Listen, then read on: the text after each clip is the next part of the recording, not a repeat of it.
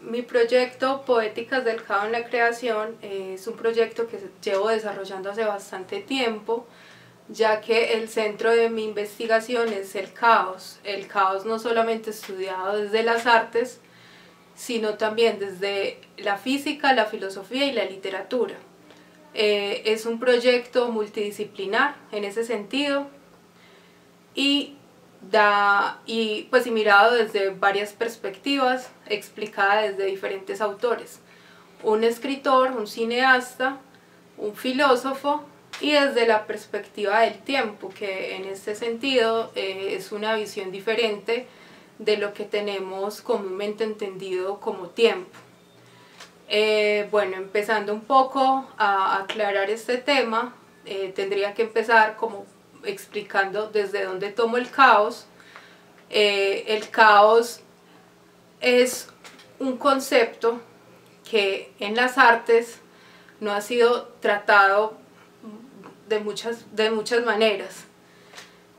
Principalmente se estudió mucho en el Renacimiento, como en sus comienzos, pero el caos aparece desde la antigüedad en la mayoría de las cosmogonías de las culturas, como un ente entre el orden y el desorden, pero más que un desorden de cosas regadas, algo que actúa de la mano. O sea, no puede haber caos sin orden y orden sin caos. Entonces es desde ahí donde muchas de las civilizaciones nacen, pues como algunos ejemplos, la cosmogonía de Hesiodo o el nacimiento de la cultura egipcia se da desde este punto. Entonces, en primera instancia se toma el caos no como algo separado del orden, sino como algo que está en comunión. Aparte de eso, también se intenta dar una forma pictórica al caos que se va a ir desarrollando a partir de los conceptos que ya mencionaré. El primero es el caos mental, que el caos mental es un caos que se desarrolla por la fragmentación propia del pensamiento al enfrentarse a una realidad que es irresoluble. El caos físico es un caos propio de la naturaleza, en este caso podría ser la entropía, que es una tendencia del universo a no tanto a destruirse, sino a ir en un constante estado de cambio irreversible, que nos habla de un constante devenir en el universo. El tercer modo es un caos más contemplativo, que es un caos de cierta manera más metafísico, más de la intimidad y de el ensimismamiento. En este sentido es como enfrentarse a una realidad propia, pero al mismo tiempo externa. Es como este juego de la paradoja interna, y esta contemplación es la que nos va a llevar como a ese instante poético. En este sentido, también aclaro que en todo el proceso de la construcción de la monografía también hubo un proceso de una creación de obras a partir de lo mencionado. Entonces va a ir quedando como más claro a partir de los personajes cómo se dio esta construcción y qué lógica tienen estas piezas que parecen ser como tan azarosas, pero al mismo tiempo no son tan azarosas, jugando con este mismo concepto de caos y orden, no como algo separado, sino más bien como una especie de yin yang donde las dos funcionan juntas. El primero de los personajes de los que voy a hablar es el caos desde la literatura. Para eso utilizo a Fernando Pessoa, que es un personaje fragmentado, ya que no era solo Fernando Pessoa, sino que era un personaje que lo componían todos sus heterónimos, que eran alrededor de los conocidos, más o menos 170 heterónimos hasta el momento. De los principales está Caeiro. Caeiro es el maestro, es el que le enseña a los demás como toda su sabiduría. Él dice que es alejado de la metafísica, que no le interesan los estudios filosóficos, pero al mismo tiempo, paradójicamente, resulta ser uno de los más metafísicos. Es uno de sus heterónimos más naturales, digamos que se aísla en el campo, y toda la inspiración de su filosofía nace de esa misma naturaleza y de su lógica irresoluble ya que es imposible explicar la propia naturaleza porque es algo que nos supera para poderla tener en nuestras manos. Entonces lo paradójico está en que la construcción poética de Caeiro se da por una búsqueda de sí mismo, lo que es realmente metafísico. Lo que pasa es que no hay que entenderlo desde una metafísica occidental, donde el ser no es que esté separado de la nada, sino que se antepone a la nada, sino una metafísica donde la nada es completamente creativa, o sea, de la nada sale el propio ser. Entonces se denominaba Caeiro como el poeta filósofo, que seguramente no le hubiera gustado mucho a ese heterónimo, digamos, como esta estampa, pero realmente cuando uno lee sus versos encuentra un gran potencial filosófico y encuentra una gran observación del mundo que nos recuerda a los presocráticos. De Caeiro nace su principal discípulo, que es Álvaro de Campos, que es muy diferente a Caeiro, ya que él se dedica un poco más a la ciencia y sí le interesa ser más filósofo. De hecho, él comienza su vida como un oficial naval, no propiamente como un literato, y digamos que recupera mucho de la filosofía epicúrea. También está el amor por la naturaleza, pero hay una observación más certera del mundo, pues más certera en términos técnicos, por decirlo así.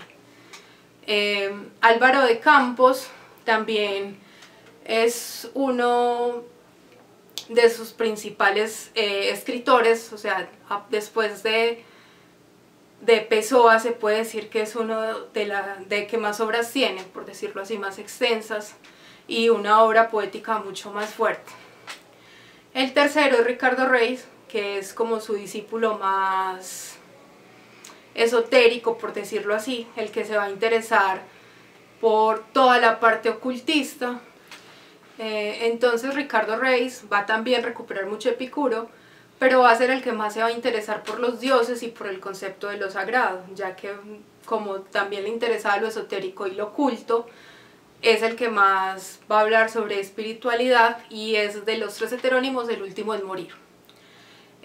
Para los que no saben, un heterónimo para un escritor son como otras personas creadas por el escritor con nombres propios, personalidades propias, que van a firmar los textos.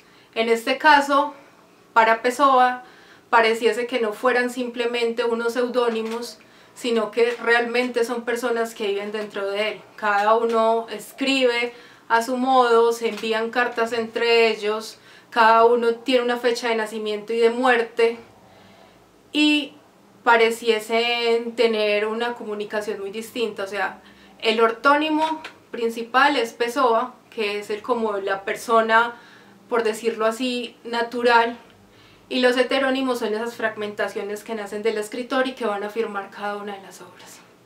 El segundo de los personajes es Tito Lucrecio Caro. Es un caos que tomo desde la filosofía. También dejo claro en este momento que no es solamente que funcione en la filosofía, sino que cada uno de los personajes que he tomado para esta monografía funcionan en todos los ámbitos de las artes que he tomado, por eso la parte multidisciplinar. Lucrecio es un filósofo helenista, alumno de Epicuro, y escribe un libro que se llama La naturaleza de las cosas, que está basado en 6 tomos, es su única obra conocida hasta el momento, y es un texto que se adelanta 2000 años a la física contemporánea y a muchos de los descubrimientos científicos. A diferencia de lo que se creía en la época, Lucrecio ya nos estaba dando una visión mucho más grande de lo que era el universo, el infinito, los mundos paralelos, los desastres naturales. En este caso la palabra caos, como es entendida en la actualidad, no existía, pero él hablaba de primordio, que en este momento podríamos decir que es el átomo, y con estos primordios él explicaba que la naturaleza estaba en constante movimiento y en constante devenir. Entonces ya nos estaba hablando de un desorden, porque su libro comienza con una invocación a Venus, una invocación a las artes, y su último capítulo termina como los desastres naturales de Atenas. Entonces termina propiamente con el caos. Entonces Lucrecio va a ser un eje muy importante, ya que nos va a mostrar que desde la filosofía se puede, digamos, también adelantarse muchísimo tiempo a lo que la ciencia después entendería como caos o entropía o física cuántica o fragmentación propia de la realidad. Por último voy a hablar del concepto de tiempo. Voy a aclarar que este concepto de tiempo lo tomo de Gaston Roussel, un filósofo francés, y no desde Bergson, que generalmente se toma, digamos, como el padre de la filosofía del tiempo. Me interesa más la versión de Roussel, porque en Bergson todavía hay como un atisbo a lo que es presente, pasado y futuro, mientras que para Roussel el concepto de tiempo se da como instante, y es este concepto de instante el que es realmente relevante para la investigación. Entonces este caos tiempo va a ser un caos que se va a alejar del presente, el pasado y el futuro y de la linealidad mecánica del tiempo, para convertirse en un concepto infinito. Infinito al mismo tiempo es un concepto paradójico, es un concepto absolutamente poético. De hecho, me atrevería a decir que el tiempo poético perfecto es el tiempo del instante, ya que como está alejado a todos esos sesgos del tiempo lineal, también está alejado propiamente de algo predecible y medible. Entonces el instante o el tiempo instante nos pone al mismo tiempo entre dos opuestos y nos pone también frente a nosotros mismos. Entonces, al decir que es el tiempo poético perfecto, digo también que es el tiempo donde el caos surge para dar una creación. Entonces este tiempo instante surge de la nada propia, porque es una nada absolutamente, digamos, invadida por esa pulsión caótica de la creación. Estas pulsiones caóticas de la creación que se dan en el tiempo instante es un poco también complejo, digamos, de entender, porque es un tiempo que se da en todos los tiempos. Este instante no está encapsulado en un solo momento, sino que es una posibilidad posibilitante para muchos otros instantes o para muchos otros mundos. Entonces esa posibilidad posibilitante, digamos que geometriza espacios vacíos pero contenidos para que se dé propiamente la creación. Por eso digo que el tiempo instante es como una relación entre dos opuestos, pero no son dos opuestos que se pelean entre sí, sino que se armonizan para que se dé la creación. Para terminar y dar, digamos, un ejemplo de cómo funciona realmente esto del tiempo instante y de los opuestos, voy a hablar del cineasta Bergman, que es un artista que se está moviendo constantemente entre la liminalidad del ser y la nada. Y pues en este caso voy a leer, digamos, como un fragmento de la monografía que dice: el cineasta construye desde la imagen una poética pesimista y vitalista al mismo tiempo, poesía del silencio, encontrando así como el nombre de una de sus mayores obras, construir imágenes desde un silencio de Dios. Bergman también desliga el sentimiento de la existencia de Dios y llega a un pesimismo ontológico. A partir de enfrentarse a la indeterminación de la realidad, llega a un absurdo camusiano que lleva a aislarse y olvidar ese halo de compañía, ese desprendimiento de la metafísica de Dios. Hace que su última etapa se sienta esa angustia de un hombre que sabe que no podrá encontrar a Dios, que pierde la esperanza y se hunde en una melancolía, la figura del absurdo. Bueno, en este caso lo que trato de aclarar es ese constante juego entre un opuesto y el otro, entre encontrar ese instante que va a obsesionar al artista. Pues en el caso que les acabo de leer, va a ser esa obsesión por un pesimismo vitalista, que es algo también muy nietzscheano.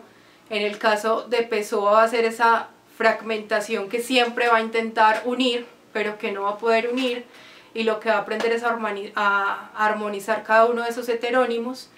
En el caso de Lucrecio, esa obsesión del caos de la naturaleza que lo desborda, ese jardín entero que es el universo, que va a ordenar en lo que es la naturaleza de las cosas. Y digamos que en mi caso trato de hacerlo en una construcción pictórica, de unir todos estos opuestos y estas cosas que atraviesan mi investigación y mis pulsiones y mis instantes poéticos, y digamos que llevar esto al papel a través del dibujo, a través de la línea, y digamos que intentar darle ese orden propio.